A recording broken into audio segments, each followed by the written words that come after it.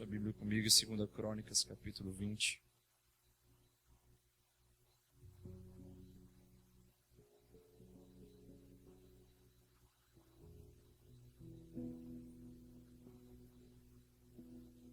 Enche-nos, Espírito Santo de Deus.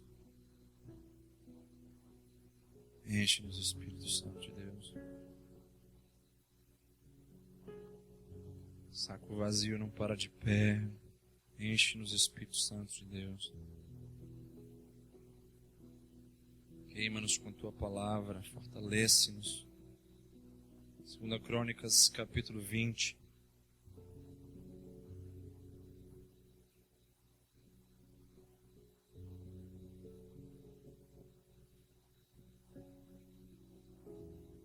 Diz assim a palavra do Senhor: depois disso, os filhos de Moabe e os filhos de Amon, com alguns dos meunitas, vieram à peleja contra Josafá. Então vieram alguns que avisaram a Josafá, dizendo: grande multidão vem contra ti, da além do mar e da Síria, eis que já estão em Hazon Tamar, que é em Gedi. Então Josafá teve medo e se pôs a buscar ao Senhor. E apregou o jejum em todo Judá. Judá se consagrou, se congregou para pedir socorro ao Senhor. Também de todas as cidades de Judá veio gente para buscar ao Senhor.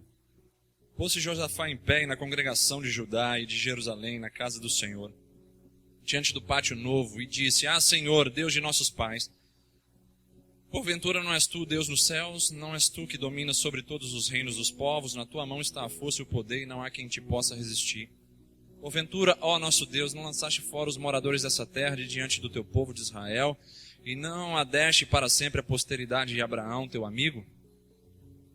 Habitaram nela e nela edificaram um santuário ao teu nome, dizendo: se algum mal nos sobrevier, espada por castigo, peste ou fome, nós nos apresentaremos diante dessa casa e diante de ti, pois o teu nome está nessa casa. E clamaremos a ti na nossa angústia, e tu nos ouvirás e livrarás. Agora, pois, eis que os filhos de Amon e Moabe e os de Monte Seir, cujas terras não permitisse a Israel invadir quando vinham da terra do Egito, mas deles se desviaram e não os destruíram. Eis que nos dão o pago, vindo para lançar-nos sobre a tua possessão que nos deste em herança. Ah, nosso Deus, acaso não executarás tu o teu julgamento contra eles? Porque em nós não há força para resistirmos a essa grande multidão que vem contra nós, e não sabemos nós o que fazer, porém os nossos olhos estão postos em ti. Do Judá estava em pé diante do Senhor, como também as suas crianças e suas mulheres e os seus filhos. Então veio o Espírito do Senhor no meio da congregação sobre Jaziel, filho de Zacarias, filho de Benaía, filho de Jeiel, filho de Matanias, levita dos filhos de Asaf, e disse: dai ouvidos todo Judá e vós, moradores de Jerusalém, e tu, ó rei Josafá, o que vos diz o Senhor: não temais, nem vos assusteis por causa dessa grande multidão, pois a peleja não é vossa, mas de Deus. Amanhã descereis contra eles, e eis que sobem pela ladeira de Ziz. Encontrá-los-eis no fim do vale, de fronte do deserto de Jeruel. Neste encontro não tereis de pelejar. Tomai posição, ficai parados e vede o salvamento que o Senhor vos dará, ó Judá e Jerusalém. Não temais, nem vos assusteis. Amanhã sai-lhes ao encontro, porque o Senhor é convosco. Então Josafá se prostrou com o rosto em terra, e todo Judá e os moradores de Jerusalém também se prostraram perante o Senhor e o adoraram. Dispuseram-se os levitas, dos filhos dos coatitas e dos coreitas, para louvarem o Senhor, Deus de Israel, em voz alta, sobremaneira. Pela manhã cedo se levantaram e saíram ao deserto de Tecoa. Ao saírem eles, pôs-se Josafá em pé e disse: ouve-me, ó Judá, e vós, moradores de Jerusalém, crede no Senhor vosso Deus e estareis seguros. Crede nos seus profetas e prosperareis. Aconselhou-se com o povo e ordenou cantores para o Senhor, que vestidos de ornamentos sagrados e marchando à frente do exército louvassem a Deus, dizendo: rendei graças ao Senhor, porque a sua misericórdia dura para sempre. Tendo eles começado a cantar e dar louvores, pôs o Senhor emboscadas contra os filhos de Amon e Moabe e os de Monte Seir, que vieram contra Judá e foram desbaratados. Porque os filhos de Amon e de Moabe se levantaram contra os moradores do Monte Seir para os destruir e exterminar. E tendo eles dado cabo aos moradores de Seir, ajudaram uns aos outros a destruir-se. Tendo Judá chegado ao alto que olha para o deserto, procurou ver a multidão, e eis que eram corpos mortos, que jaziam em terra sem nenhum sobrevivente. Vieram Josafá e o seu povo para saquear os despojos, e acharam entre os cadáveres riquezas em abundância e objetos preciosos. Tomaram para si mais do que podiam levar, e 3 dias saquearam o despojo, porque era muito. Ao 4º dia se ajuntaram no vale da bênção, onde louvaram o Senhor, por isso chamaram aquele lugar de Vale de Bênção, até o dia de hoje. Então voltaram todos os homens de Judá e de Jerusalém, e Josafá à frente deles. Tornaram para Jerusalém com alegria, porque o Senhor os alegrara com a vitória sobre os seus inimigos. Vieram para Jerusalém com alaúdes, harpas e trombetas para a casa do Senhor. Veio da parte de Deus o terror sobre todos os reinos daquelas terras, quando ouviram que o Senhor havia pelejado contra os inimigos de Israel. Assim o reino de Josafá teve paz, porque Deus lhe dera repouso por todos os lados. Josafá, rei de Judá, cujo nome significa o Senhor tem julgado, é conhecido nas Escrituras como aquele que fez o que era reto aos olhos do Senhor. Josafá colocou o reino de Deus acima, numa posição espiritual acima de toda a época, desde os tempos do rei Salomão.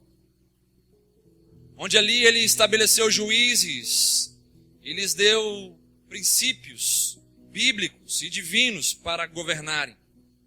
Josafá então era um rei exponencial na sua época, um rei que fez diferença na sua geração, um rei que colocou o Senhor acima em comparação aos reis que vieram antes dele. Mas como de costume, todas as vezes que nós recebemos bênçãos de Deus, todas as vezes que nós priorizamos a Deus, o inimigo vem e se levanta contra nós. Sempre foi assim. E sempre vai ser dessa maneira. Quando recebemos bênçãos de Deus, vitórias de Deus, quando priorizamos a Deus, o inimigo se levanta contra nós. Me lembro de Davi quando se tornou rei ali, de fato, depois da unção do profeta Samuel, depois de Saul morto.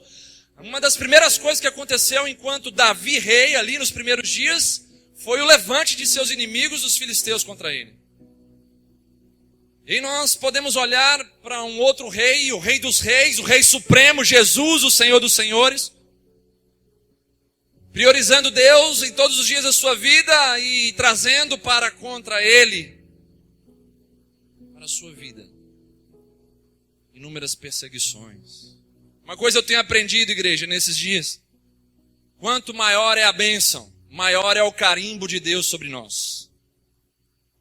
Quanto maior é a vitória que eu e você recebemos, maior é o carimbo de Deus, autenticando aquela vitória, aquela bênção, aquela posição nossa.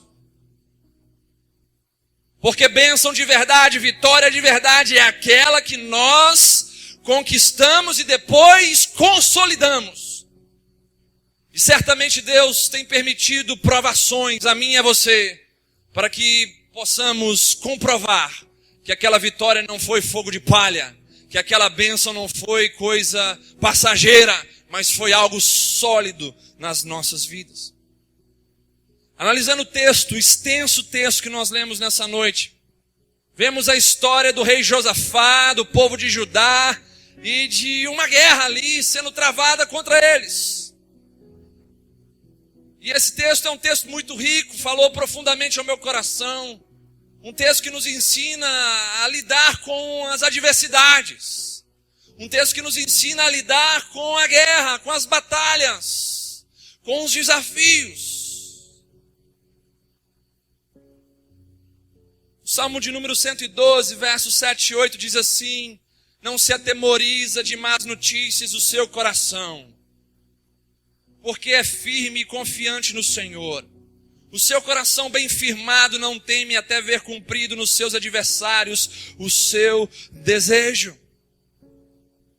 Olhamos para esse texto, deixe sua Bíblia aberta aí. Você vai observar que tudo começa com más notícias. O rei Josafá foi ali surpreendido com más notícias. Quando chegam para ele para avisá-lo, dizendo: grande multidão vem contra ti. Precisamos estar preparados para recebermos más notícias. Pois o mundo que nós vivemos, ele jaz no maligno, os sistemas, as ideias, a filosofia. As pessoas são movidas por algo maligno. Então, vivendo num mundo mau, Nós precisamos estar preparados para receber más notícias. E muitas vezes o desequilíbrio, a desestruturação minha, sua, começa com uma má notícia. Uma carta, um e-mail, uma chamada à sala do chefe, o resultado de um exame, ou uma má fase na nossa vida, anunciando dentro de nós que dias ruins virão. Diante dessa má notícia, o rei Josafá, ele fica atemorizado, mas ele não se deixa dominar pelo medo. Podemos ficar atemorizados, mas o medo não pode nos dominar. Ele não se deixou dominar pelo medo porque ele imediatamente vai buscar ao Senhor. Preste bem atenção, igreja, o medo deve sempre apontar para a nossa dependência e nunca para a nossa autossuficiência. Tem gente que sente medo e diz bem assim: eu consigo resolver, eu sozinho. Meu conhecimento, minha experiência me dão base para vencer esse medo. O medo deve apontar sempre para a nossa dependência e nunca para a nossa autossuficiência. Se vem o medo, então nós precisamos apontar para Deus e dizer: Deus, Tu és o Deus que pode todas as coisas, e uma delas é me fazer vencer esse medo e enfrentar minhas guerras. O medo só nos domina quando nós deixamos de buscar o Senhor. Essa é uma grande prova de que o medo domina as pessoas. Quando você para de buscar ao Senhor, é um sinal claro de que o medo de inúmeras circunstâncias está te dominando. O medo só nos domina quando então somos impedidos de buscar o Senhor. Isso já aconteceu com você, comigo já várias vezes.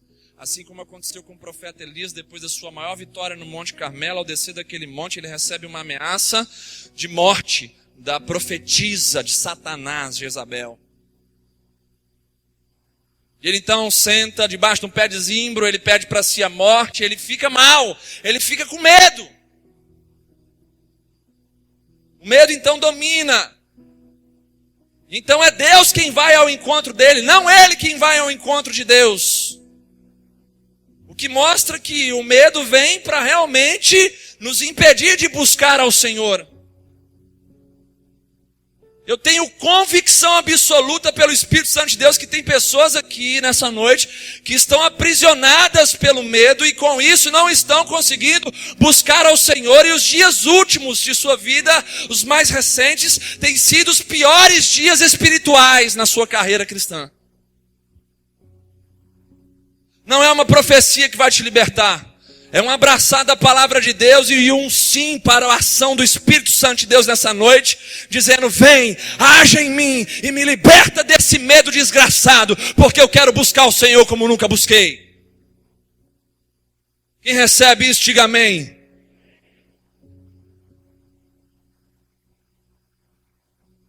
O medo levou o Josafá a buscar o Senhor. Nós aprendemos aqui que o medo, quando ele é bem administrado, ele produz em nós bons resultados. Nós somos seres humanos que sempre vamos sentir medo, mas a pergunta é: o que nós fazemos quando estamos alvejados por esse sentimento tão tenebroso? Como disse agora há pouco, o medo levou Josafá a buscar ao Senhor. E não somente buscar ao Senhor sozinho, mas ele também influenciou a todo o povo de Judá a fazer o mesmo, a todos eles buscarem ao Senhor. Então o medo, quando bem administrado, ele produz em nós bons resultados. Talvez você, em situações de extremo medo, tenha buscado ao Senhor. Isso tem feito toda a diferença na sua vida. E essa é a pergunta do Espírito Santo de Deus para nós. O medo tem levado você a buscar a Deus ou aos homens? Tem gente que vai direto nos homens. Tem gente que vai direto no horizontal. Está com medo, vai direto no horizontal. É uma crise financeira, vai no pai, vai na mãe. É uma crise emocional, sai falando para todo mundo. É uma crise ministerial, sai falando também para um monte de gente.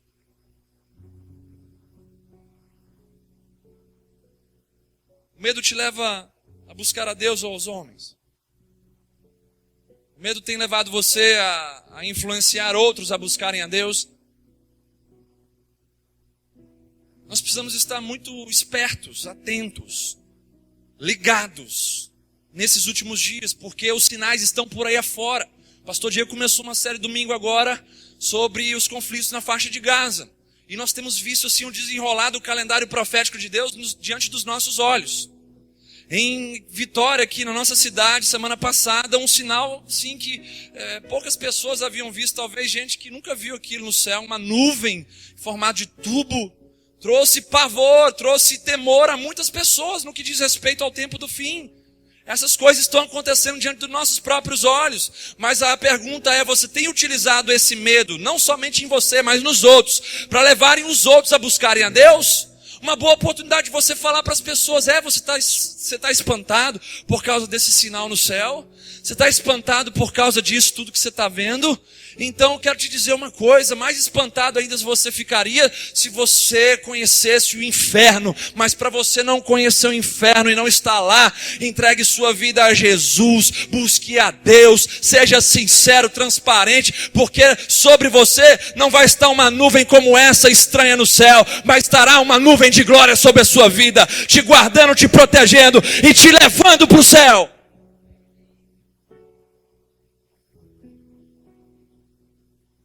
O medo levou Josafá a reconhecer o poder do Senhor. Você vai ver isso dos versos 5 ao 12. Você vê Josafá se levantando diante do povo e fazendo orações, dizendo: Deus, eu reconheço a soberania, eu reconheço sua aliança, eu reconheço seu poder, sua misericórdia. O medo, quando bem administrado, ele produz em nós bons resultados. Diante dos desafios e do medo que nos afronta, nós precisamos aprender a trazer à memória aquilo que nos dá esperança. Amém, igreja? Tem gente que no momento difícil só traz desgraça para sua mente. Dessa forma você não vai alimentar a atitude positiva sua de forma alguma. Você só vai alimentar atitudes negativas, atitudes destrutivas e não atitudes construtivas. É hora de trazermos à memória aquilo que nos traz esperança. Mas por falar em memórias, como anda a sua memória bíblica cristã? Como anda a sua memória de experiências com Deus, de marcas com Cristo? Esse é um dos meus maiores receios, principalmente com os jovens, com crente que não tem marca, com crente que não tem experiência com Deus, com crente que não tem, sabe, aqueles momentos de intimidade profunda com o Senhor. O primeiro vendaval que vem leva, porque intimidade, experiência e marca produz raiz com Cristo. Como anda a sua memória com Deus? No almoxarifado da sua memória você tem condição de, diante de uma situação de guerra, batalha, adversidade, ir lá e pegar algo que vai te trazer esperança para vencer aquela circunstância. O profeta Jeremias diz isso em Lamentações 3:21, quero pois trazer à memória aquilo que pode me dar esperança. Será que na sua memória existem coisas que podem gerar esperança em seu coração, em sua vida?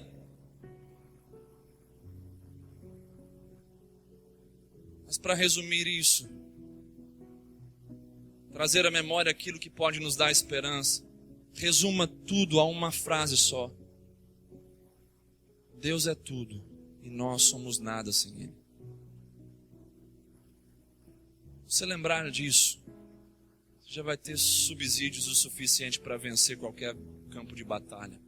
Deus é tudo e nós somos nada sem Ele. Aí, sabe, eu entro numa outra situação que é muito vulnerável no meio dessa geração pós-moderna.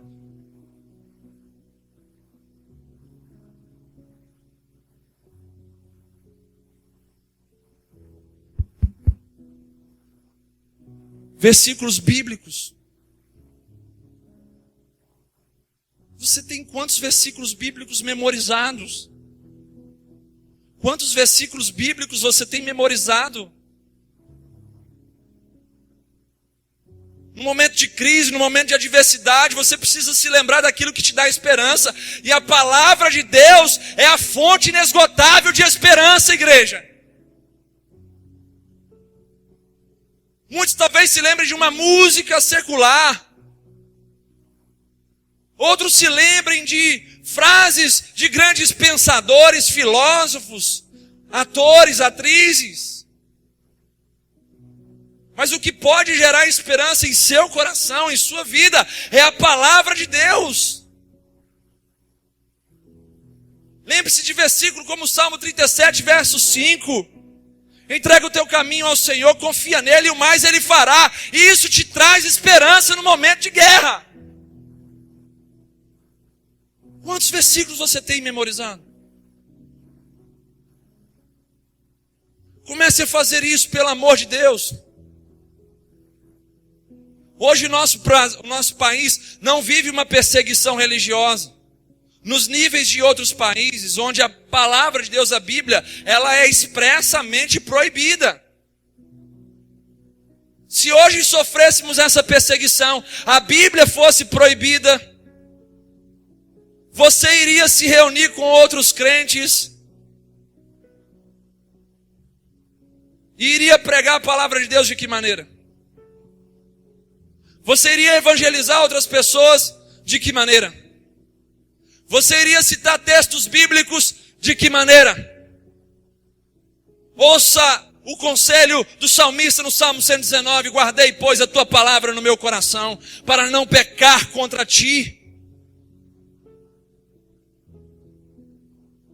É pecado você estar diante de uma pessoa faminta de Deus, faminta da palavra, e você não poder passar para ela um versículo bíblico, sem ter uma Bíblia do seu lado.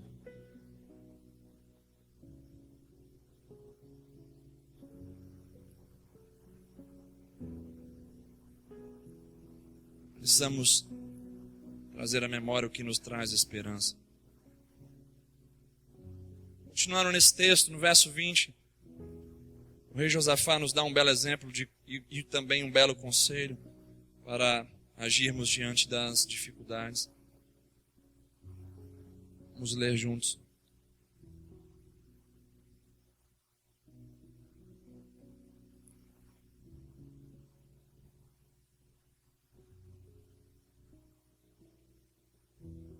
Desculpe, no verso 12. Ah, nosso Deus, acaso não executarás tu o teu julgamento contra eles? Porque em nós não há força para resistirmos a essa grande multidão que vem contra nós. E não sabemos nós o que fazer, porém os nossos olhos estão postos em ti. Isso aqui é precioso demais para você ouvir e jogar fora. O que Josafá está dizendo aqui para o Senhor? Nas entrelinhas, o que ele está fazendo? Reconhecendo o que estava ao redor dele, dentro dele, porém sem tirar os olhos do Senhor. É preciso reconhecer o que está ao nosso redor. É preciso reconhecer o que está dentro de nós. Mas é preciso manter o olhar em um local fixo. Esse local fixo se chama a presença do nosso Deus. Isso sim é ver o nosso homem exterior se corromper, enquanto o nosso homem interior se renova. Isso sim é dar luz ao texto do apóstolo Paulo aos Coríntios, capítulo 4, verso 16. Olhando ao redor, o que tem ao redor? Inimigos, adversidades. Olhando para mim, para dentro de mim, o que tem dentro de mim? Limitações, estrutura frágil. Mas olhando para Deus, o que existe lá? Lá existe o meu socorro. Enquanto o homem exterior se corrompe, com sentimentos inúteis, com sensações tolas, o nosso homem interior, enquanto está olhando para Deus, está sendo renovado. Isso sim é atentar nas coisas que nós não podemos ver com os nossos olhos humanos, mas sim coração de Deus. Nós podemos ver o coração de Deus quando nós fechamos nossos olhos humanos. Assim como diz 2 Coríntios 4,18, não atentemos nas coisas que se veem porque são passageiras, mas vamos atentar nas coisas que nós não podemos ver no coração de Deus. Porque essas coisas, elas são eternas. É como olhar para mim e não encontrar solução. Maldito o homem que confia no homem. Como olhar para mim e não encontrar solução. É como olhar para os lados e ver grande multidão de inimigos dizendo, não, vamos matar você. Mas olhar para o alto e de lá saber que de lá vem o nosso socorro, vem o nosso Deus. Eleva os olhos para os montes. O que são os montes? A representatividade da criação. Eleva os olhos para os montes, para a criação e pergunto, de onde virá o meu socorro? Toda vez que você olhar para a criação, você vai fazer a mesma pergunta do salmista. De onde virá o meu socorro? Estou olhando para a criação. Toda vez que você olha para métodos, para doutrinas, para sistemas, para filosofias, para homens, para currículos, para diplomas, você vai continuar se perguntando, de onde virá o meu socorro? Você está olhando para coisas passageiras. Você está olhando para a criação. Aí o texto continua do Salmo 121 primeiro. O meu socorro vem do Senhor. O meu socorro vem do Criador, que fez o céu e a terra. Aí parou. Não há mais pergunta depois disso. O meu socorro, o seu, o nosso, vem do Senhor, vem do Criador que fez os céus, a terra, o mar. Então quando você olha para Deus, as interrogações somem de dentro de você. Porque ali você sabe, aqui eu posso ancorar o meu barco. Aqui eu posso fincar minhas bases.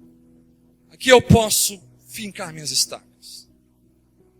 Tire os olhos da criação, por favor, e coloque os olhos no Criador. Tire os olhos da criação e coloque nessa noite, por favor, seus olhos no Criador. Queridos, isso tem matado as pessoas hoje em dia, dentro da igreja, líderes, pastores. Gente que não consegue tirar os olhos do homem, não consegue tirar os olhos da criatura, da criação. Gente que vem para um culto e não consegue se desligar do horizontal, está aqui pensando até agora, sabe? Na pessoa que te feriu, no problema que você tem que resolver. E quem olha para essas coisas, olha para o horizontal, se alimenta do horizontal, e o que o horizontal tem para te oferecer é comida de prazo de validade vencido. Você tem que olhar para aquilo que é eterno, amém? Vamos olhar para Deus, vamos olhar para o alto, é do alto que vem o nosso socorro. É do alto que vem o nosso socorro, igreja. Eleve os seus olhos. Quando você estiver passando a dificuldade, faça como Davi no Salmo 8. Olhe para a lua, olhe para as estrelas. Você vai ver que tem coisa muito mais complexa do que você e maior do que você, que Deus está sustentando até agora. Olhe para o alto. Nos seus olhos físicos, você já vai poder ver a soberania de Deus. Mas você pode fechar os seus olhos e olhar para Deus também. E ver que Ele está com seus braços de amor estendidos para você. Aleluia, o nosso Deus nos ama de verdade. Isso não é brincadeira, Ele nos ama de verdade. Nunca em minha história cristã, Deus me negou um abraço. Nunca em minha história cristã, enquanto eu me rendi, Deus não chegou do meu lado e me fez um carinho e me trouxe para o afago de seus braços. Eu falo de um Deus vivo nessa noite. Eu falo de um Deus que está comigo nessa plataforma, que estava falando comigo ali embaixo. De um Deus que habita no meio dos louvores do seu povo. Eu falo de um Deus que quer nos socorrer, um Deus que nos joga muitas coisas, sabe, para nos salvar, como salva-vidas, joga uma boia, traz várias estratégias, direções, e muitas vezes a gente não vê que é Ele nos salvando.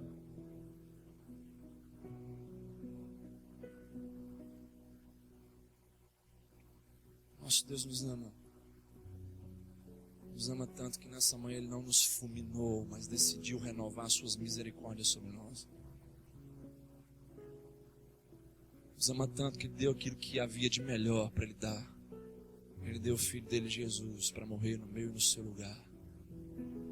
Para pagar o preço do pecado, que é a morte. Tire os seus olhos da criação e coloque os seus olhos no Criador. Razão de desvios constantes e rodízio constante nas igrejas, depositar no homem aquilo que era para ser depositado em Deus. Gente saindo e entrando por causa disso. Se for ver nas entrelinhas, na essência, a questão sempre é a mesma. Saí porque depositei minha esperança e minha confiança no homem.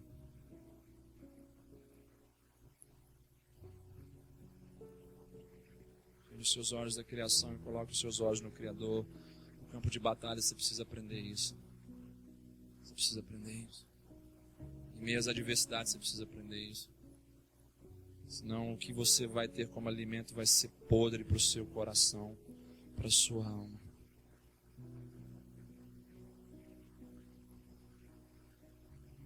O verso de número 15 nos ensina algo também essencial.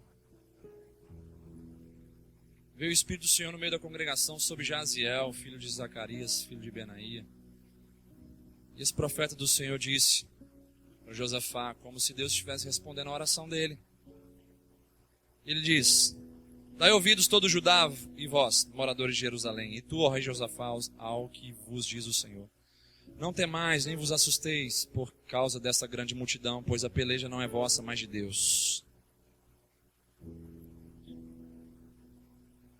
O que esse texto nos ensina? Esse versículo nos ensina que a guerra não é nossa.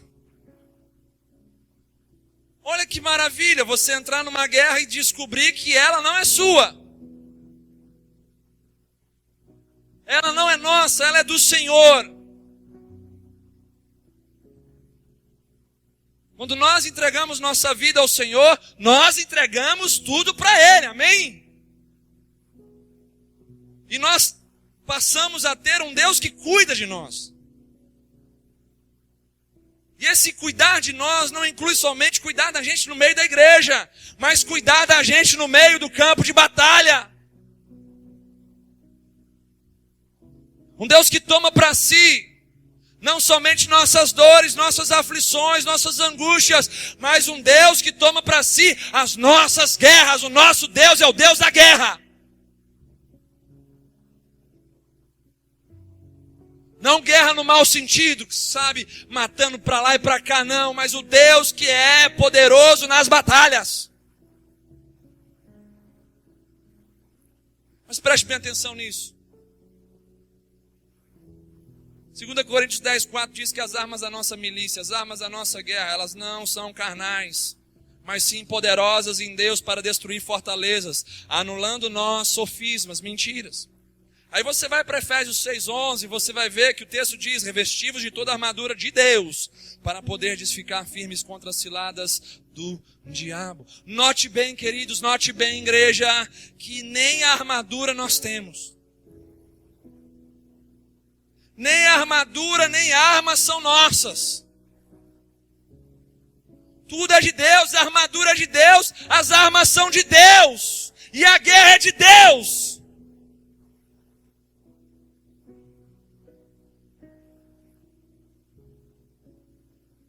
Nós dependemos de Deus para guerrear. Nós dependemos de Deus para guerrear. Diga isso em voz alta para você mesmo. Eu dependo do meu Deus para guerrear e vencer as minhas batalhas.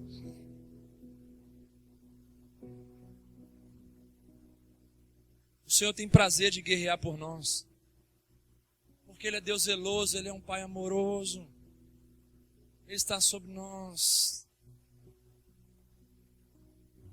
Por favor, não culpe o Senhor quando pela consequência da sua não entrega, a batalha vier a ser perdida.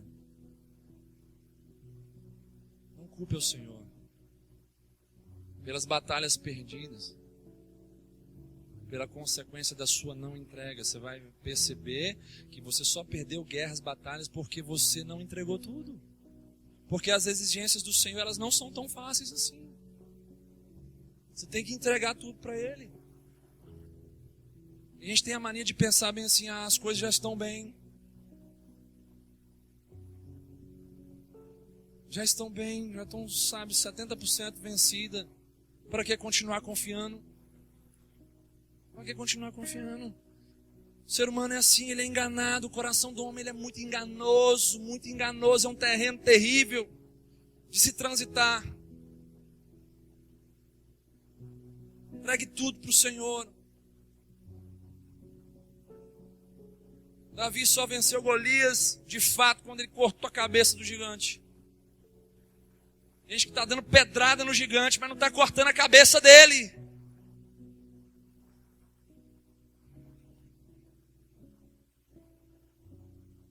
Tem gente que está cortando a internet dos filhos, mas não está fazendo culto familiar. O que adianta?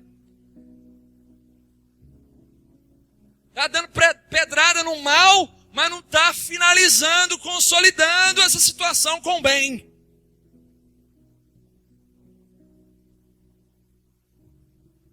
Deus nunca perdeu uma batalha e jamais vai perder. Nós é que perdemos todas as vezes que nós tiramos Ele do controle, tiramos Ele do domínio de nossas vidas e de nossas batalhas.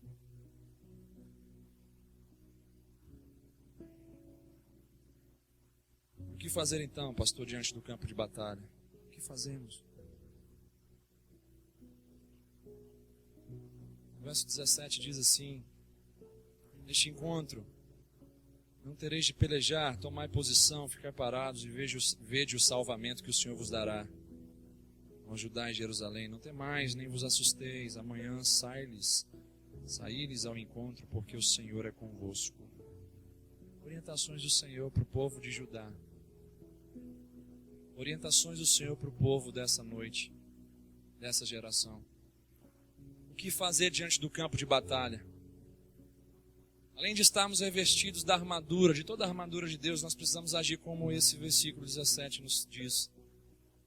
Tomar a nossa posição de guerreiros, ou seja, estar vigilantes.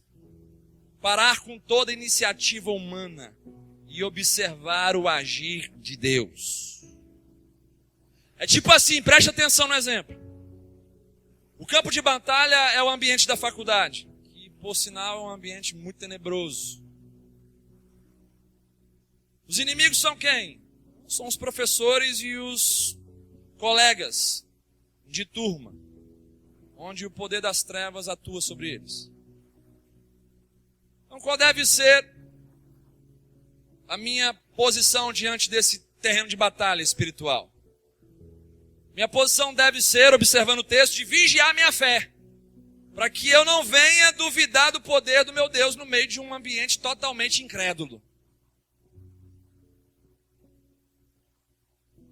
Segundo, diante de tanta gozação, perseguição e injúrias, eu preciso frear as minhas emoções para que a minha carne não fale mais alto do que o meu espírito.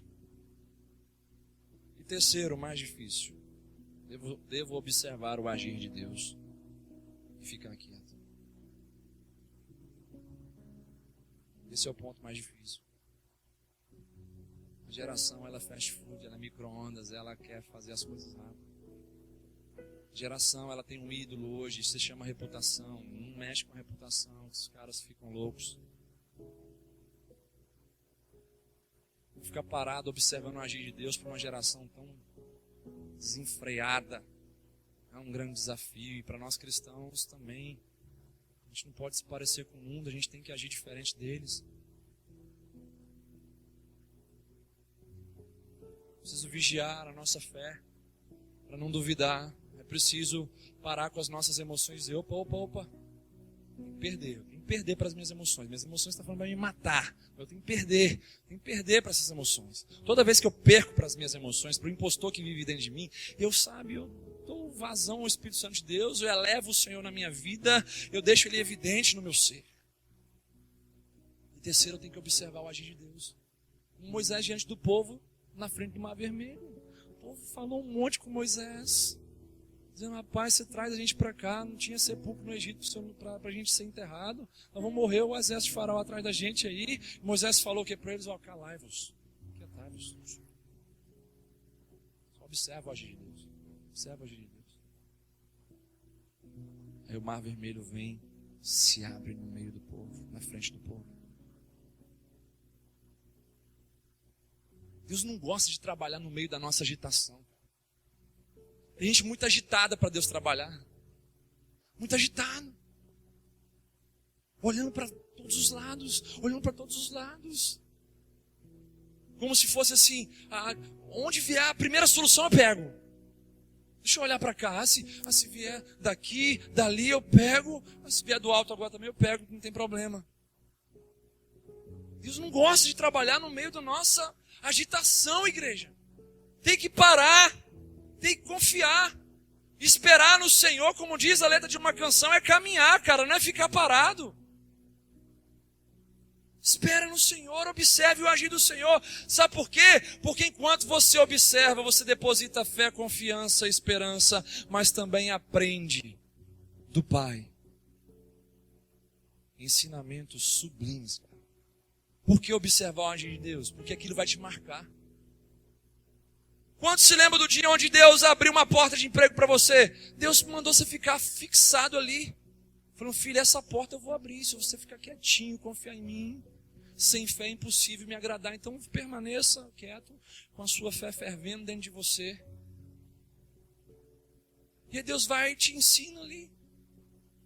E aí você lembra exatamente, com a memória fotográfica, do dia que Deus abriu a porta para você, do dia que Deus trouxe a pessoa com quem você é casado hoje, do dia onde Deus te chamou, onde Deus te trouxe milagre, te curou. Você se lembra dessas coisas? Porque Deus mandou você somente observar.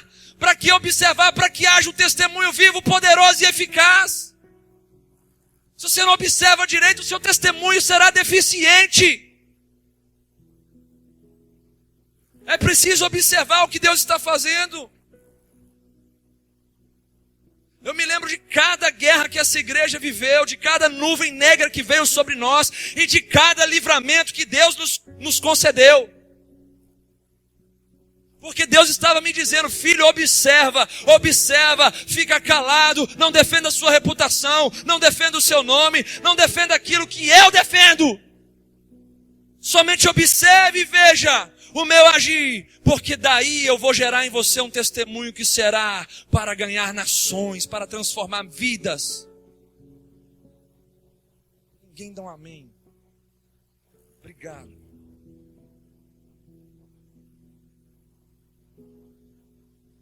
Esse é o ponto mais difícil, diante do campo de batalha. Vigiar é o primeiro.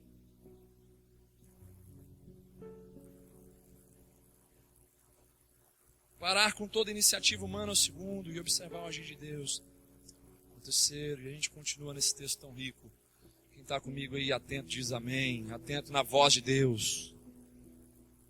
Josafá então, após ver Deus responder suas orações, através do profeta Jaziel, e direcioná-los diante da batalha, ele continua nos ensinando, dessa vez com adoração. Josafá era um camarada adorador.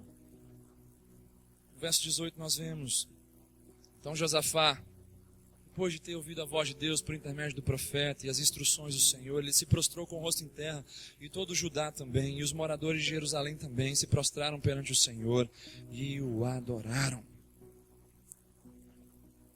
Josafá, depois que o Senhor responde, direciona, ele então vai e se prostra. Vai e se prostra. Cara, Deus está falando isso comigo agora. Tem gente que ouve a voz de Deus, a direção de Deus, e começa a correr. Josafá não, ele ouviu a voz de Deus, ele ouviu as direções do Senhor e ele se prostrou. Ele falou: cara, agora eu vou adorar. vou adorar agora. Eu vou pro chão, eu vou pro pó. Deus falou comigo, Deus me deu direção. Agora eu sei o que vai acontecer, eu sei que Ele está comigo. Vou adorar, vou me prostrar. Vou me prostrar. O que você faz quando Deus te direciona, fala com você coisas tão profundas? O que você faz? Eu, por exemplo, eu choro todas as vezes, eu choro direto. Deus fala comigo, eu me enxergo como Davi, como Jó, como Jacó, pessoas que viram Deus e, sabe, foram totalmente quebrados e foram para o chão. Josafá se prostra também, todo o povo se prostra e juntos eles adoram o Senhor. Preste bem atenção aqui mais uma vez, a adoração, ela cria um ambiente de vitória. A adoração, ela cria um ambiente de vitória. Por que ela cria um ambiente de vitória? Porque a adoração, ela começa a colocar as coisas nos seus devidos lugares. Olha, eu vou me colocar no meu devido lugar, Deus acima de tudo, de todos, eu sempre dependente, meus inimigos estão aqui, sabe, ao meu redor, mas serão todos destruídos, porque creio que o Senhor pelejará por mim. A adoração coloca as coisas no seu devido lugar, cria um ambiente de vitória. A adoração coloca a glória onde precisa ser colocada a glória, a honra onde precisa ser colocada a honra.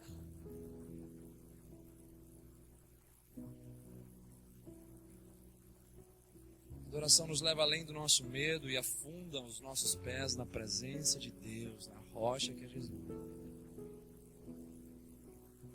A adoração mantém os nossos olhos em Deus, tira a responsabilidade da guerra de nossas mãos e ajusta a nossa posição no campo de batalha. Que tal tirar um momento de adoração em meio à guerra que você está enfrentando hoje? Um momento de adoração. Em meio à guerra que você está enfrentando hoje. O pessoal do fundo lá está me ouvindo, amém? Amém? Que tal tirar um período de adoração em meio à guerra? Cara, eu duvido que você vai sair desse período de adoração igual a como você entrou. Você começa a adorar a Deus ali e aí você volta depois para o campo de batalha. Seu respirar é outro, seu olhar é outro, seu comportamento é outro. Porque a adoração colocou as coisas nos seus devidos lugares. A adoração nos conectou ao propósito ao qual nós somos criados. Nós somos criados para adorar ao Senhor, amém, igreja? E aí quando você faz isso, você se conecta a algo muito maior do que você.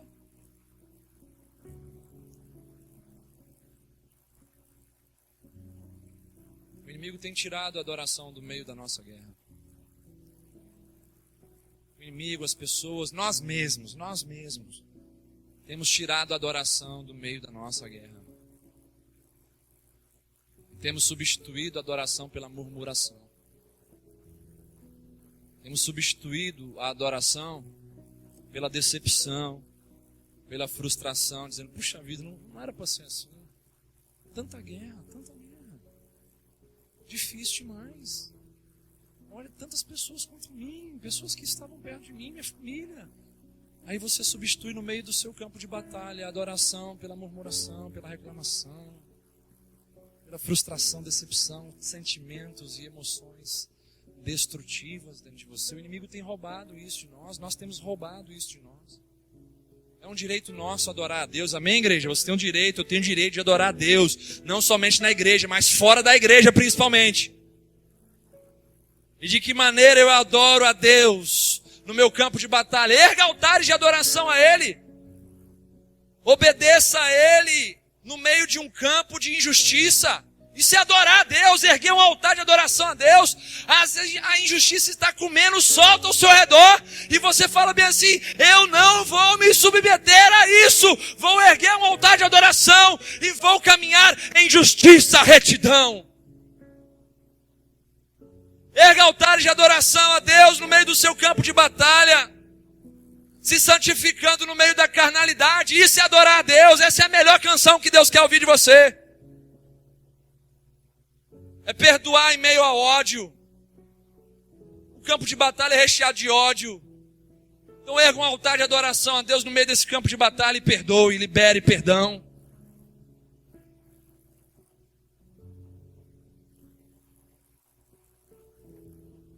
Josafá nos ensina que a adoração ela é um ingrediente essencial no meio de um campo de batalha. Agora, depois da adoração, Josafá e o povo de Judá foram para a guerra em um ambiente de louvor que os levou à vitória. Os versos 18 a 21 falam a respeito disso. Eu disse que a adoração ela cria um ambiente de vitória. E aí o povo, depois da adoração, foi para a guerra no meio de um ambiente de louvor que os levou à vitória. Eles trouxeram o louvor como arma de guerra. E enquanto os levitas marchavam e cantavam à frente do exército, o Senhor pôs emboscadas contra os inimigos deles. E assim os inimigos foram vencidos, desbaratados. Olha que coisa magnífica. O nosso louvor atormenta os nossos inimigos. Por quê? Porque transmite a eles a nossa confiança em Deus. Como diz um versículo popular, quem canta os seus males espanta. Quanto mais você canta para Deus, quanto mais você louva ao Senhor, mais você expressa a sua confiança em Deus. Nós estamos cantando pouco. Nós estamos cantando pouco. Fala a verdade. Diante de Deus não é como mentir. Você tem cantado só na igreja ou não é? Ou você tem cantado na sua casa? Você tem cantado no campo de batalha? Nós estamos cantando pouco demais. Ah, pastor, não sei cantar. Não tem problema não. Deus tem um diapasão celestial.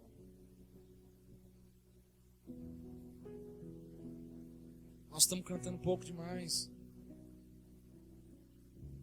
Cara, bom momento para você cantar. Chega em casa do trabalho, do estudo, carregado de tantas coisas, com a armadura de Deus pesada de tanto sangue inimigo. No aspecto espiritual, obviamente, me entendam. É o momento de você chegar e louvar o Senhor. Dizer, amanhã nós vamos voltar para o campo de batalha. Amanhã nós vamos voltar a depositar confiança no Senhor. Aleluia, o Senhor é bom e a sua misericórdia dura para sempre. Aleluia, grande é o Senhor e muito digno de louvor.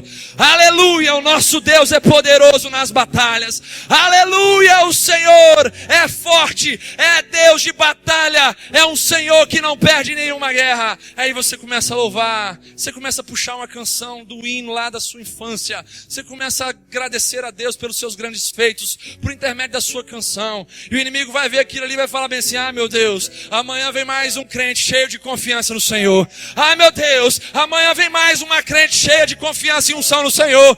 Olha como é que canta, olha como é que canta, olha como é que louva o Senhor. E enquanto louva, eu vejo anjos descendo nesse banheiro, eu vejo anjos descendo nesse quarto, e o Senhor está consumindo a fraqueza, e o Senhor está derramando força.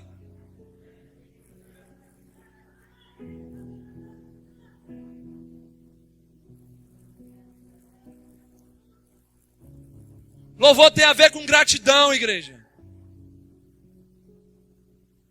Nós precisamos cantar mais fora da igreja. Onde está o nosso louvor em meio à guerra? Louvor tem a ver com gratidão. O povo disse o quê? No meio do louvor, rendei graças ao Senhor porque Ele é bom. E a gratidão move o coração de Deus em nosso favor. Por quê? Pois expressa confiança e fé. E sabemos que sem fé é impossível agradar a Deus. Aqui no meio do povo de Judá estava um louvor de fé e gratidão pela vitória a ser conquistada. Eles estavam louvando a Deus por uma vitória ainda a ser conquistada. Deus não está chamando você para louvar depois da vitória. É muito fácil, cara. Muito fácil esse louvor. Venceu, vou oferecer um culto de louvor ao Senhor aqui em casa. Quero ver você louvar ao Senhor antes da batalha. Antes da batalha. Louve ao Senhor antes da batalha. Expresse gratidão no meio do seu louvor. Que essa gratidão revele confiança, fé no Senhor. Quando você canta, os demônios eles vão ser expulsos até do seu derredor. Quando nós louvamos ao Senhor, nós atraímos os anjos de Deus para perto de nós, amém? Isso acontece. Os anjos estão dentro desse ambiente, exatamente. Ambiente de louvor, de adoração, Senhor. Louve ao Senhor. Louve ao Senhor. Louve ao Senhor. Um cântico novo. Inventa um cântico para Deus. Inventa um cântico para Deus. Cante uma música nova para o Senhor. Componha canções de gratidão ao seu Deus. Faça isso. O Senhor habita no meio dos louvores do seu povo. Já disse que anjos são atraídos, o Senhor está no meio do louvor. Vamos fazer subir da nossa vida, da nossa boca, confiança, fé e gratidão.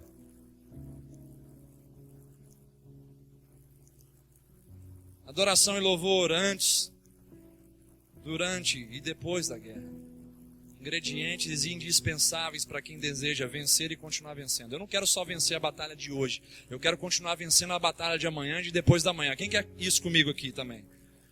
Então nós precisamos aprender isso. Louvor e adoração são ingredientes indispensáveis na vida de quem quer vencer hoje e quer continuar vencendo amanhã e sempre.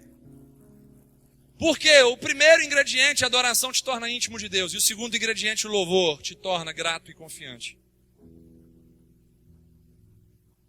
Louvar o Senhor. Dá um sorriso de crente para quem está do seu lado e fala assim: vamos louvar mais ao Senhor no meio da nossa guerra.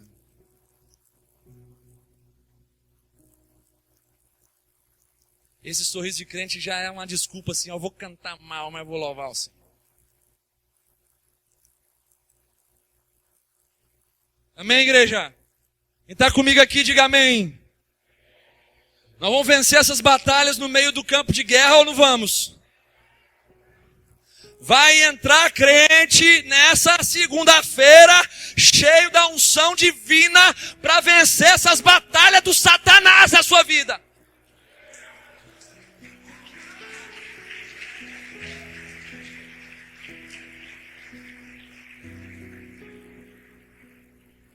Sei que o inferno tem se mobilizado.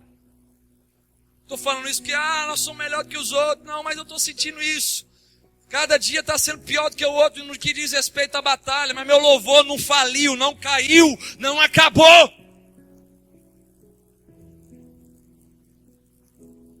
O inimigo quer tirar o nosso louvor.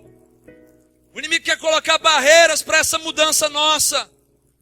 Nós não somos mais uma igreja no município da Serra. Nós somos a igreja do reino de Deus. E nós queremos fazer diferença. Mesmo sabendo que para isso é preciso passar por muita guerra, muita batalha. E nós estamos vencendo. Nós estamos vencendo, nós estamos de pé. Eu, os pastores, a liderança, vocês, nós estamos de pé. Até aqui o Senhor nos ajudou.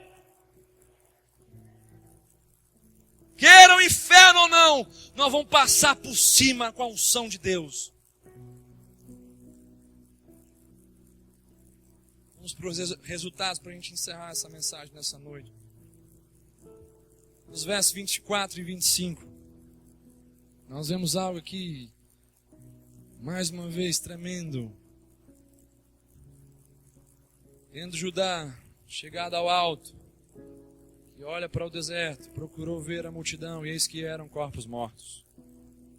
Jaziam em terra sem nenhum sobrevivente. Vieram Josafá e o seu povo para saquear os despojos. E acharam entre os cadáveres riquezas em abundância, e objetos preciosos tomaram para si mais do que podiam levar, e 3 dias saquearam o despojo, porque era muito. Vamos lembrar, tudo começa com más notícias. Vem o medo produz em nós bons resultados. O medo produz em nós busca a Deus, levamos outros a buscar a Deus. Dentro dessa busca nós oramos, clamamos por direção. O Senhor vem e usa o profeta Jazias, traz direção, fala que a guerra é do Senhor. E aí o Senhor é glorificado em meio à guerra, porque Ele coloca os levitas na frente. Enquanto cantavam, o Senhor desbaratava o exército inimigo. E aí agora, finalizando, o Senhor leva o povo, assim como me leva e leva você a um lugar mais alto. O Senhor nos leva a um lugar mais alto. A presença de Deus não é um lugar baixo. A presença de Deus é um lugar alto. Amém? Então o Senhor nos leva a um lugar alto. Ele nos faz subir. E nos faz olhar para o deserto. Dá a sua atenção aqui, por favor. Ele nos leva a um lugar alto. Nos faz olhar para o deserto. Aquele lugar que antes, lá no início, nós temíamos ser o lugar da nossa morte. Aquele lugar que antes nós temíamos ser o cemitério da nossa alma, o cemitério do nosso espírito. E agora quem é que está morto lá embaixo? Quem é que está morto lá embaixo e derrotado lá embaixo? Não somos nós, mas é o inimigo da nossa alma, ou os nossos inimigos. Ele fala, vem filho, vem filha. No começo foi medo, no começo foi, muitos sentimentos tentando invadir o seu coração, mas o processo veio acontecendo, você veio dando espaço, e olha agora o que eu te mostro. Eu te mostro de um lugar alto, um deserto, onde você pensava que era você que estaria ali morto, derrotado. Mas quem está morto ali são os teus inimigos.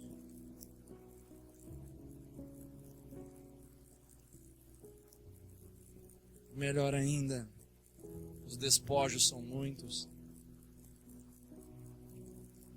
Para nós, os despojos significam algo diferente do que significou para o povo de Judá. Para eles eram bens materiais, resultado de uma guerra. Para nós, despojos significa maturidade, aprendizado, fé e frutos do Espírito. E aí Deus mostra para a gente, além de ver seus inimigos derrotados lá embaixo, você pode agora pegar muita maturidade, muita experiência comigo. Você pode pegar agora frutos do Espírito. E pega tudo que você pode pegar. Pega tudo, pega a minha intimidade. Sai daqui, continue louvando, adorando, mas pega tudo para que você nunca mais seja o mesmo. Aí o verso 26, nós vemos ao quarto dia se ajuntaram no Vale da Bênção, onde louvaram o Senhor, por isso chamaram aquele lugar Vale de Bênção até o dia de hoje. Com o Senhor do nosso lado, o deserto ou campo de batalha se transforma em Vale de Bênção. Tem crente animado nesse lugar ou não tem? No campo de batalha ou num deserto, com o Senhor, nós vemos tudo isso se transformar em vale de bênção para a glória dEle.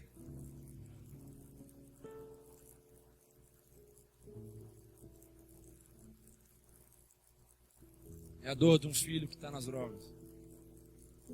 Você batalha, você não recua, você louva, você adora, você abre o coração para Deus.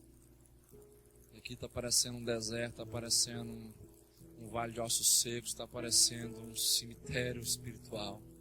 E aí você não para, você louva o Senhor, você para com as suas emoções que estão te ferindo, você vigia a sua fé e você observa o agir de Deus. Aí Deus vem, um dia especial, te acorda de madrugada, mãe. Leva você para o quarto do seu filho. Você chega na porta. Pela fresta você vê algo que você nunca viu. Você vê o seu menino ali, no vale da bênção de Deus, derramando lágrimas de joelhos diante do Pai. Dizendo, Jesus, eu quero o Senhor. Jesus, transforma a minha vida.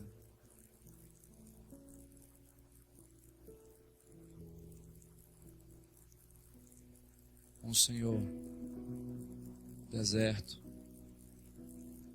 campo de batalha, tudo isso se transforma em vale de bênção, porque certamente a bênção do Senhor estará conosco. Não a bênção material que é tão idolatrada por aí afora, mas a bênção de ter um Pai com a gente o tempo todo. A bênção de ter uma mão poderosa, onipotente sobre nós, nos guardando. A bênção de ter um Deus paciente, nos ensinando nos mínimos detalhes. A bênção de ter um Deus nos perdoando, mesmo quando a gente dá um passo para trás, Ele fala, não, está errado, vamos para frente, vamos para frente. Vamos lá. Nos versos 27 e 30. A gente vê algo para encerrar aqui esse sermão, essa mensagem. Algo que se relaciona aos nossos inimigos e ao nosso testemunho. Então voltaram todos os homens de Judá e de Jerusalém, e Josafá à frente deles, e tornaram para Jerusalém com alegria. Porque o Senhor os alegrara com a vitória sobre os seus inimigos, vieram para Jerusalém com alaúdes, harpas e trombetas para a casa do Senhor. Veio da parte de Deus o terror sobre todos os reinos daquelas terras, quando ouviram que o Senhor havia pelejado contra os inimigos de Israel. Assim o reino de Josafá teve paz, porque Deus lhe dera repouso por todos os lados. No lugar do medo que existia está agora a alegria. E nos faz voltar para casa, ou seja, para o lugar de descanso e paz para nós. Essa paz e esse descanso se deve ao fato dos nossos inimigos passarem a temer e muito a nós por causa do Deus que luta por nós. Deus estava me falando nessa tarde, dizendo, sabe por que o inimigo muitas vezes não respeita o meu povo? Porque não tem um Deus que luta por esse povo, e sim uma religião que luta por eles. Para se ter paz com os nossos inimigos, ou gerar neles um temor e um pavor, é preciso deixar Deus se manifestar poderosamente em nós e através de nós. Os nossos inimigos não estão apavorados com a gente. Por que os nossos inimigos não estão apavorados com a gente? Porque eles não estão vendo a manifestação de Deus em nossas vidas. Enquanto não visualizarem a manifestação de Deus em nossas vidas, eles continuarão nos tratando com falta de respeito. Porque o reino de Josafá teve paz, porque o Senhor aterrorizou a vida dos inimigos por intermédio deles. Temos que aterrorizar os nossos inimigos. Temos que levantar uma vida de oração na cara de Satanás. Temos que levantar um altar de santidade na cara dos demônios. Temos que expressar na nossa oração, nas refeições, a glória de Deus onde quer que estejamos. Temos que manifestar a glória de Deus com o nosso perdão, com a nossa humildade. Os inimigos precisam olhar para nós e dizer bem assim, cara, essa guerra foi dura demais para nós. Foi dura demais para nós porque nós vimos um Deus que luta por esse povo. Nós vimos um Deus que luta por esse povo e não luta de brincadeira, não. É um Deus que joga a gente na lona. É um Deus que joga a gente, sabe, no chão. Declaração dos palestinos, enquanto lançavam mísseis, ou enquanto lançam mísseis contra Israel, eles dizendo, o Deus deles desvia o destino dos nossos mísseis. Pavor! Não dá certo guerrear contra esse crente, cara. Tem um negócio muito forte na vida dele. Tem um negócio muito forte na vida desse crente. O Senhor guerreia por ele, não é uma religião. Não é um amuleto de bênção, não é a almofada ungida. Não, é o Senhor que guerreia por ele. Aí os inimigos começam a ter medo de você. Não vou dizer que você vai ter paz para sempre, mas obviamente que com esses inimigos, você vai experimentar uma certa paz. Principalmente se você se manter firme na ideia, no estilo de vida, de elevar o Senhor acima de você. Você se manter firme dentro da manifestação da glória de Deus em você. Muitas pessoas estão no campo de batalha, mas tem gente que não está guerreando da maneira certa. Tem gente que não tem o mínimo de respeito do inimigo, porque não é Deus que está guerreando por você. É a sua protelação que está guerreando por você, dizendo: semana que vem eu melhoro. A sua autoconfiança: não, já passei por isso antes. Isso não vai me afetar. Já passei por isso antes. Eu vou seguir. Ou talvez outros que digam: não, esse culto aqui vai me proteger durante uma semana. Semana que vem eu venho e pego de novo a proteção. Eu preciso guerrear da maneira certa. Sentir medo? Posso? Claro. Desde que o medo desperte em você o senso de dependência de Deus, e não o senso de autossuficiência ou de desistência.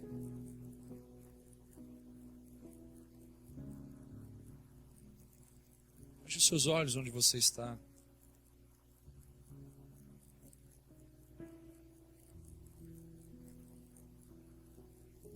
Uma guerra que você está vivendo. Talvez sejam dentro das suas emoções. Talvez seja dentro da sua fé, do seu ministério, dentro da sua família, da sua profissão, dos seus estudos, dentro da sua própria existência, uma guerra existencial.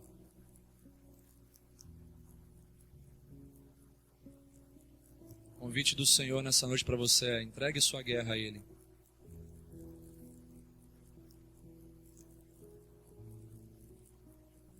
Entregue sua guerra ao Senhor. Entregue sua guerra ao Senhor. Existe uma guerra que é muito especial.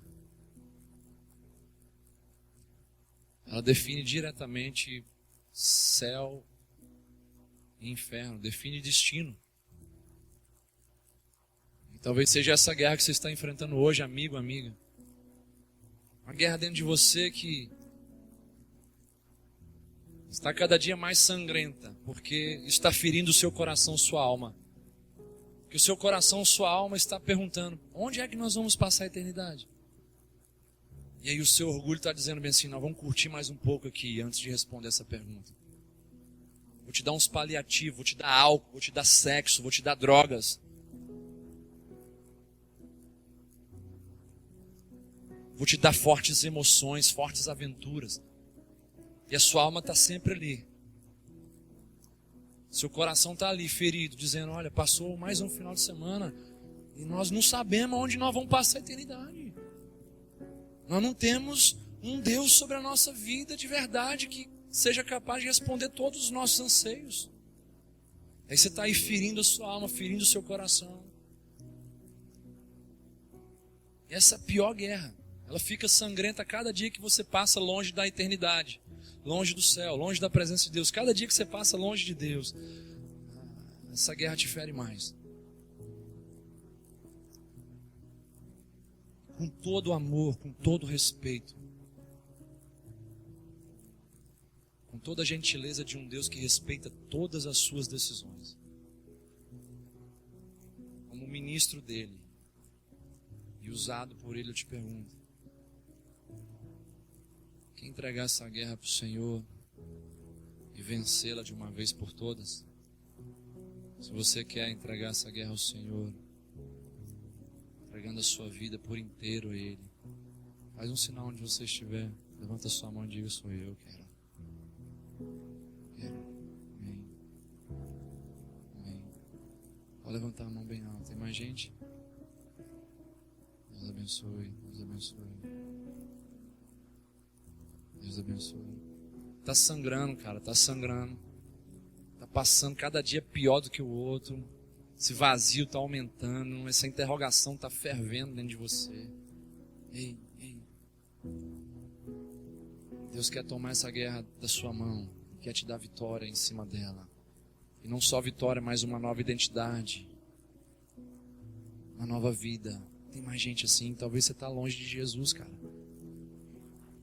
E a guerra está com a sua frustração, sua decepção. Você está assim, se remoendo no seu lugar, dizendo, cara, como eu fui bobo de ter me desviado. Será que Deus pode me perdoar? Deus pode perdoar, te garanto isso. Não brinque com isso. Tome a sua decisão hoje.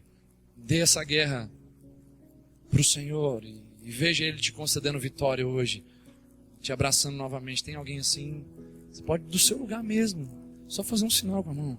Deus, sou eu, quero voltar. Quero voltar aos braços do meu Pai. Eu quero voltar ao primeiro amor. Tem mais alguém assim? Tem mais alguém assim nesse lugar? Hoje é dia dos pais, cara, e o pai que você mais precisa não é o seu pai biológico, é o seu Pai celestial. E você pode, em pleno dia dos pais, receber um abraço pela fé do seu Pai que nunca desistiu de você. Você pode receber pela fé nessa noite isso. Tem mais alguém assim? Faz um sinal onde você está. Não vou insistir muito, cara, mas eu preciso te dar essa oportunidade, porque Deus me motiva e me move a fazer isso. Você precisa tomar essa decisão, então não adia isso, não deixa isso para depois. Onde é que está? Tem mais gente assim? Tem mais gente assim? Deus abençoe, querida. Vamos ficar de pé. De pé. Eu queria pedir o pessoal lá atrás para não sair. Sabe? A gente não pode fazer isso com o Senhor. E continua dando alimento para a gente. Você sair da mesa do banquete na hora que Deus está dando alimento, isso é falta de respeito com o Pai. Quando Ele fala bem assim, tudo bem, vocês podem ir. Aí é tranquilo da gente sair. Mas não faça isso agora não. Amém? Eu queria convidar. Esse é o passo mais importante, cara. Toda decisão na nossa vida é pública. Você casa em público, você forma em público. Você torce para um time em público também. O Senhor não pode ser diferente. A gente não pode se envergonhar dele. Eu queria convidar você a sair do seu lugar. Alguém da igreja pode ajudar você a fazer isso. Vem aqui na frente. Aleluia. A igreja pode aplaudir a vida dessas pessoas. Aleluia. Lá atrás, do lado. Vem aqui. Amém. Aleluia. Os irmãos aqui da nossa igreja, por favor, fiquem junto com eles. Amém. E que esse jovem aqui, quando eu falei assim, quer entregar essa guerra, você deu um grito lá. Eu falei, eu quero. Você está desesperado pelo Senhor, né, cara? Né? Vai acabar, cara. Vai acabar tudo isso. Amém? Amém? Ele é poderoso para tirar isso da sua vida.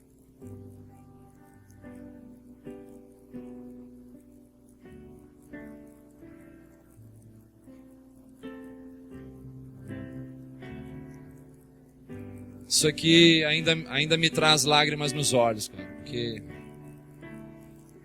se um dia isso acabar, cara, eu vou ficar em casa. Não tem mais graça. O que me sustenta não é o meu salário, cara.